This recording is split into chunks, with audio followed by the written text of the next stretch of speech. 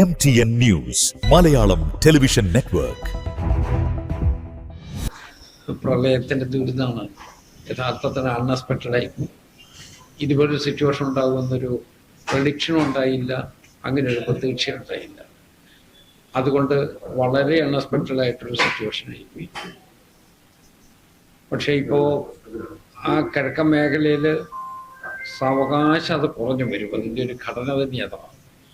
അവിടെ വരുന്ന പെട്ടെന്ന് വെള്ളം ഉയരുകയും ചെയ്യും, പിന്നീട് ഏതാനും മണിക്കൂർ കൊണ്ട് ആ വെള്ളം താഴോട്ട് ഒഴുകി പോവുകയും ചെയ്യും. പക്ഷേ ഈ പോരുന്ന വഴിക്ക് മീനച്ചിലാറാണ് പ്രധാനപ്പെട്ടത്. അപ്പം മീനച്ചിലാറിൻ്റെ രണ്ട് തീരത്തുള്ള ആളുകൾക്കാണ് ഈ പ്രയാസങ്ങൾ ഉണ്ടാകുന്നത്. ഗവൺമെൻറ് വളരെ ശക്തമായിട്ടുള്ള നടപടികൾ എടുക്കുന്നതായിട്ട് എനിക്കറിയാം. ജില്ലാ കളക്ടർ അങ്ങോട്ട് പോയിട്ടുണ്ട്, ജില്ലാ പോലീസ് സൂപ്രണ്ട് പോയിട്ടുണ്ട്, ഡിസ്ട്രിക്ട് അഡ്മിനിസ്ട്രേഷൻ ടോട്ടലായിട്ട് അവിടെ വർക്ക് ചെയ്യുന്നുണ്ട്. ജനങ്ങളുടെ പ്രയാസവും ദുരിതവും ഒക്കെ ഒഴിവാക്കുന്നതിന് വേണ്ടിയുള്ള എല്ലാ നടപടികളും അവരെടുത്തിട്ടുണ്ട്. ഗവൺമെൻറ് വേണ്ട വിധത്തിലുള്ള ഇൻസ്ട്രക്ഷൻസ് കൊടുത്തിട്ടുണ്ട്. നമ്മളുടെ റവന്യൂ വകുപ്പ് മന്ത്രിയും മുഖ്യമന്ത്രിയും ഈ കാര്യത്തിനകത്ത് വളരെ ശ്രദ്ധ കേന്ദ്രീകരിക്കുകയും ചെയ്തിട്ടുണ്ട്. അതുകൊണ്ട് പ്രളയത്തിൻ്റെ ആഘാതം ഒഴിവാക്കുന്നതിന് വേണ്ടിയുള്ള നടപടി ഉണ്ടാകും എന്നുള്ള പ്രതീക്ഷയിലാണ് എല്ലാവരും ഇരിക്കുന്നത്. ഭരണത്തിൻ്റെ പ്രായോഗികത വരുമ്പോൾ സ്വാഭാവികമായിട്ടും ഇഷ്യൂവിനകത്ത് വ്യത്യസ്ത സമീപനം ഉണ്ടാവും. അത് നമ്മുടെ ഏത് കാലം എടുത്ത് നോക്കുക, അത് ഇന്നത്തെ കാലമൊന്നുമല്ല, ഏത് കാലത്തും ഭരണത്തിൻ്റെ പ്രായോഗികമായ രംഗത്ത് വരുമ്പോൾ അതിൽ വ്യത്യസ്തമായ ഒരു അഭിപ്രായങ്ങളുണ്ടാകും. ഏകോപിച്ചൊരു തീരുമാനം എടുത്താൽ ആ തീരുമാനമായിട്ട് മുന്നോട്ട് പോകും. അവിടെ ഒരു സ്പീക്കർ എന്നുള്ള നിലയിൽ എനിക്ക് ഇടപെടാവുന്നതിന് ചില പരിമിതികളുണ്ട്. ആ പരിമിതിക്ക് അപ്പുറത്തേക്ക് ഞാൻ പോകില്ല. പക്ഷെ നമ്മൾ കണ്ടുകൊണ്ടിരിക്കുന്ന ഒരു പൗരൻ എന്നുള്ള നിലയിൽ നമ്മളുടെ ഒരു വിലയിരുത്തലുണ്ട്. അത് യഥാർത്ഥത്തിൽ അതൊരു വലിയ ഇതിനകത്ത് കാര്യമായൊരു അത്ഭുതമൊന്നുമില്ല. വ്യത്യസ്തമായ അഭിപ്രായം ഉണ്ടാകും, ഒരുമിച്ച് യോജിച്ച് സംസാരിക്കും, ഒരുമിച്ചൊരു ഫോർമുല ഉണ്ടാക്കും, ഒരുമിച്ച് മുന്നോട്ട് പോകും. മാത്രമല്ല, ഒരു ഭരണത്തിൻ്റെ മധുവിധുവിൻ്റെ കാലത്ത് നിൽക്കുകയല്ലേ. അത് നന്നായിട്ട് പോകാനുള്ള ഒരു സാഹചര്യം ഉണ്ടാകണമെന്നല്ലേ കേരളത്തിലെ മുഴുവൻ ജനങ്ങളും ആഗ്രഹിക്കുന്നത്. ആ ആഗ്രഹം നന്നായിട്ട് പൂർത്തീകരിക്കും എന്ന് തന്നെയാണ് എൻ്റെ വിശ്വാസം. മറ്റൊരു വ്യക്തതയ്ക്ക് ചോദിക്കുകയാണ്, UDF യോഗം കഴിഞ്ഞതിന് ശേഷമായിരുന്നു UDF കൺവീനറുടെ പ്രതികരണം. എന്നാൽ UDF യോഗത്തിൽ അത്തരത്തിലുള്ള ചർച്ച നടന്നിട്ടില്ലെന്നും വിദ്യാഭ്യാസ വിഷയവുമായി ബന്ധപ്പെട്ടുള്ള അജണ്ട ഇല്ലെന്നുമാണ് ലീഗ് മന്ത്രിമാർ പ്രതികരിച്ചത്.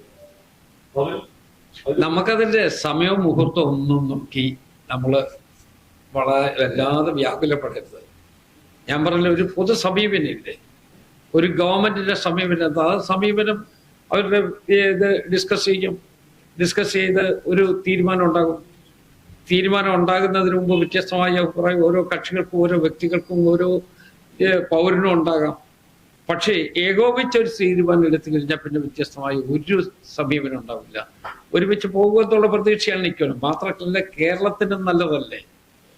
കേരളത്തിന് നല്ലതെന്താ? ഐക്യ ജനാധിപത്യ മുന്നണി ഒരുമിച്ച് ഒരേ ശബ്ദത്തിലും ഒരേ ശക്തിയിലും പോകണം. നമ്മുടെ ഒരു വികസന പ്രവർത്തനം മുന്നോട്ട് പോകണമെങ്കിൽ ആ വികസന പ്രവർത്തനത്തെക്കുറിച്ചുള്ള നമ്മുടെ സങ്കല്പമില്ലേ, ഒരു നിശ്ചിത സമയമാണ് നിശ്ചയിച്ചിരിക്കുന്നത് ജനങ്ങൾ ഭരണഘടനാപരമായിട്ട്. ആ 5 കൊല്ലത്തിനുള്ളിൽ നമ്മൾക്ക് ഈ കപ്പടിക്കണമെന്നൊരിക്കൽ നന്നായിട്ട് മുന്നോട്ട് പോകേണ്ടി വരും. അത് തർക്കിച്ച് നിന്ന് സമയം കളയാതിരിക്കുന്നത് പൊതു ആവശ്യമാണ്, കേരളത്തിൻ്റെ ആവശ്യമാണ്, തലമുറകളുടെ ആവശ്യമാണ്. അതുകൊണ്ട് ആ നിലയിലേക്ക് പോകുന്നതിനുള്ള വലിയ ഒരു ചിന്തയിലുള്ള വലിപ്പം ഈ നേതാക്കന്മാർക്ക് എല്ലാവർക്കും ഉണ്ട് എന്ന് തന്നെയാണ് എൻ്റെ കണക്കുകൂട്ടൽ. അതാ ഞാൻ പറഞ്ഞു, ഇതേ ചോദ്യം വേറെ രൂപത്തിൽ വന്നേ ഉള്ളൂ. ആദ്യം ചോദിച്ച ഉന്നം വെച്ചത് അതാണ്, രണ്ടാമത് വെച്ചത് അതാണ്. പക്ഷേ നമ്മളുടെ ഒരു പൊതു സമീപനത്തെക്കുറിച്ചാണ് ഞങ്ങൾ ഇപ്പുറത്ത് നിൽക്കുന്ന ആളുകൾ. ഇപ്പുറത്ത് ഞാൻ എന്ന് പറയുന്നത് നമ്മൾ ഭരണത്തിന്റെ പുറത്തു നിന്നുകൊണ്ട് ഭരണത്തെ വിലയിരുത്തുന്ന ഒരു വിഭാഗമുണ്ട്. ആ വിഭാഗത്തിൽപ്പെട്ട ആളുകളാണ് നിങ്ങളും ഞാനും. ആ വിലയിരുത്തലിനകത്ത് ഒരു ഗവൺമെന്റിനെ കുറിച്ച് പോസിറ്റീവായിട്ട് അത് പോകുന്നതിന് വേണ്ടിയുള്ള നടപടി ഉണ്ടാവണം. ആ നടപടിക്ക് തടസ്സമായി ഇതൊന്നും വരും എന്നെനിക്ക് പ്രതീക്ഷയില്ല. ആ ഒറ്റ ക്വസ്റ്റ്യനിൽ തന്നെയാണ് നിന്ന് ആവർത്തിച്ച് നമ്മൾ നിൽക്കുന്നത്. അവര് ഒരു 2 അഭിപ്രായം പറഞ്ഞു, അത് സംസാരിക്കും, കൺസെൻറ്റായിട്ട് കൺസിലിയേഷനില്ലേ, എല്ലാത്തിനും ഇല്ലേ, സംസാരിച്ച് തീർക്കും, ആ പ്രശ്നം തീർത്ത് മുന്നോട്ട് പോകും. അങ്ങനെ അതല്ല കേരളത്തിൻ്റെ ആവശ്യം. കേരളത്തിൻ്റെ ഇന്നത്തെ ആവശ്യം അങ്ങോട്ടും ഇങ്ങോട്ടും തർക്കം പറഞ്ഞു പോകുന്നതാണോ? അല്ല. അത് നമുക്ക് കിട്ടിയ സമയം നമുക്ക് കുറയ്ക്കുന്നതാണ്. അതുകൊണ്ടാണ് ഞാൻ പറയുന്നത്, നമുക്ക് നിർണായകമായ ഒരു സമയമുണ്ട്, 5 വർഷം നമ്മുടെ നിർണായക സമയമാണ്. ആ 5 വർഷത്തിനുള്ളിൽ വേഗത്തിൽ കാര്യങ്ങൾ കൊണ്ടുപോകേണ്ടി വരും. തർക്കങ്ങൾ കൊണ്ടുവന്ന് നമുക്ക് ഇത് പുറകോട്ട് പോകുന്ന സാഹചര്യം ഉണ്ടാകരുത്. പുറകോട്ടെന്ന് മാത്രമല്ല, സ്റ്റാൻഡ് സ്റ്റില്ലായി പോയാലും പ്രശ്നമല്ലേ. അപ്പോൾ ഡെവലപ്മെന്റൽ ആക്ടിവിറ്റിയിലോട്ട് ഗവൺമെന്റ് പോകട്ടെ, നിങ്ങളും അതിൽ സഹകരിക്കണം എന്നുള്ളത് എൻ്റെ അഭിപ്രായം. ഗവൺമെന്റിന് ഡെവലപ്മെന്റൽ ആക്ടിവിറ്റി നടത്തുന്നതിന് വേണ്ടി പ്രോത്സാഹിപ്പിച്ചാൽ അതിന്റെ ഗുണം സ്റ്റേറ്റിന് മൊത്തത്തിലുണ്ട്, ഓരോ പൗരനും ഉണ്ട്. വ്യക്തിഗതമായി കിട്ടുന്ന നേട്ടമായിരിക്കില്ല, പക്ഷെ നമ്മൾ ഉൾക്കൊള്ളുന്ന സമൂഹത്തിന് കിട്ടുന്ന നേട്ടമാണ്. ആ നേട്ടം ഒരിക്കലും ഒരു സമയച്ചുരുക്കം കൊണ്ട് കുറഞ്ഞു പോകാൻ ഇടയാകരുത്. അതുകൊണ്ട് നമുക്ക് ഈ ആവശ്യമില്ലാത്ത തർക്കങ്ങൾ വിടാം, നമുക്ക് ഏകോപിച്ച ഒരു തീരുമാനത്തിൽ മുന്നോട്ട് പോകാം. അതിന് എല്ലാവരും മുന്നോട്ട് വരും എന്ന് തന്നെയാണ് എൻ്റെ പ്രതീക്ഷ. എനിക്ക് സ്പീക്കർക്ക് അത് പറയാൻ പറ്റും. ഈ സ്പീക്കർ എന്ന നിലയ്ക്ക് സജീവ രാഷ്ട്രീയത്തിൽ ഇടപെട്ടിരുന്നതാണ്, ചർച്ചകളിലൊക്കെ ഉണ്ടായിരുന്ന ആളാണ്. അപ്പൊ ഈ സ്പീക്കർ എന്ന നിലയ്ക്ക് അതിൽ നിന്ന്, ഈ സജീവ രാഷ്ട്രീയത്തിൽ നിന്ന് മാറി നിന്നതിൽ ഇപ്പൊ ഒരു വിഷമമുണ്ടോ വ്യക്തിപരമായിട്ട്? സജീവ രാഷ്ട്രീയം നിർജീവ രാഷ്ട്രീയം എന്ന് പറയുന്നത് രണ്ടില്ല. രാഷ്ട്രീയം തന്നെയാണ്. നമ്മളുടെയൊക്കെ ഏറ്റവും സെറ്റ് ഒരു പൊളിറ്റിക്കൽ മേക്കപ്പ്, അത് നഖം മുതൽ മുടി വരെ അതിനകത്തൊരു ഒരു നമ്മളുടെ ഒരു ചിന്തയും നമ്മളുടെ കാഴ്ചപ്പാടും ഒക്കെ ആ നിലയിലാണ്. അതുകൊണ്ട് നമ്മൾ ആർജിച്ചെടുത്ത ഒരു പക്വതയുണ്ട്. ആ പക്വത വെച്ചുകൊണ്ട് നമുക്ക് കാര്യങ്ങളെ കണ്ടാൽ മതി, ഒരു സക്സസ്ഫുൾ സ്പീക്കറാകും എന്ന് തന്നെയാണ് എൻ്റെ വിശ്വാസം. പൊളിറ്റിക്സ് അങ്ങനെ പറയാൻ പറ്റില്ലല്ലോ. പൊളിറ്റിക്സ് പറയുന്നല്ലേ, പൊളിറ്റിക്സ് പലവിധല്ലേ. ഡെമോൺസ്ട്രേറ്റീവ് പൊളിറ്റിക്സ് ഉണ്ട്, അതേസമയം വ്യത്യസ്തമായി കാര്യങ്ങൾ ചെയ്തു പോകുന്ന ഒരു രാഷ്ട്രീയമുണ്ട്.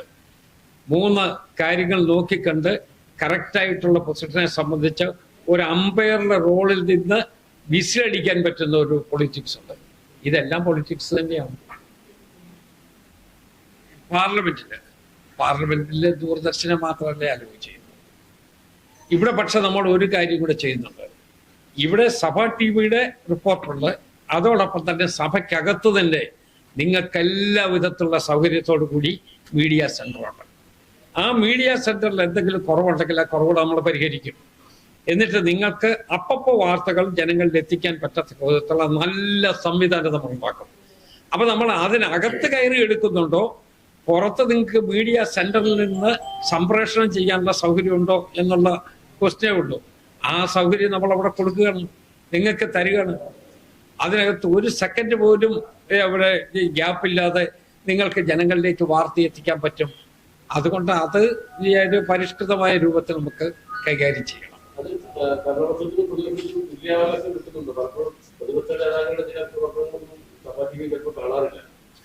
ഉണ്ടാവും. എല്ലാ ഭരണകക്ഷി പ്രതിപക്ഷം എന്നൊക്കെ പറയുന്നത് സർവകാലത്തുള്ള റെക്കോർഡിന്റെ ഒരു നടപടിക്രമല്ലേ. അതല്ലാതെ ഈ കഴിഞ്ഞ 2.5 മാസം മുമ്പ് മാത്രം ഭരണകക്ഷി പ്രതിപക്ഷം ഒന്നും ഉണ്ടായതല്ലോ. അതൊരു സ്ഥിര സംവിധാനമാണ്.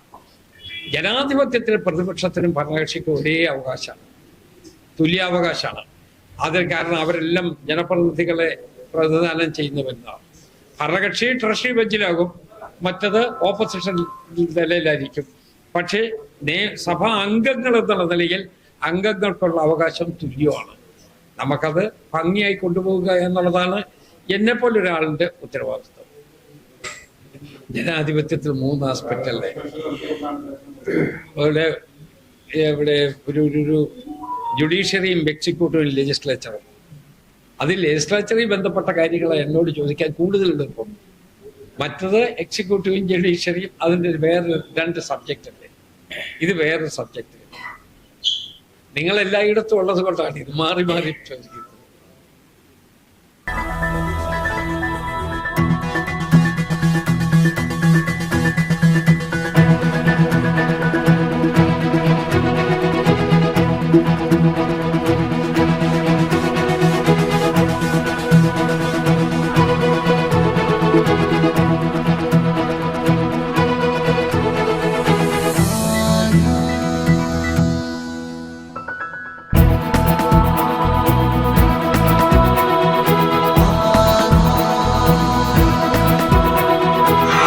ഹൃദയം പറയും ആധാർ. ആധാർ ഗോൾഡ്, കൊണ്ടോട്ടി, പേരാമ്പ്ര, മഞ്ചേരി, ചെമ്മാട്.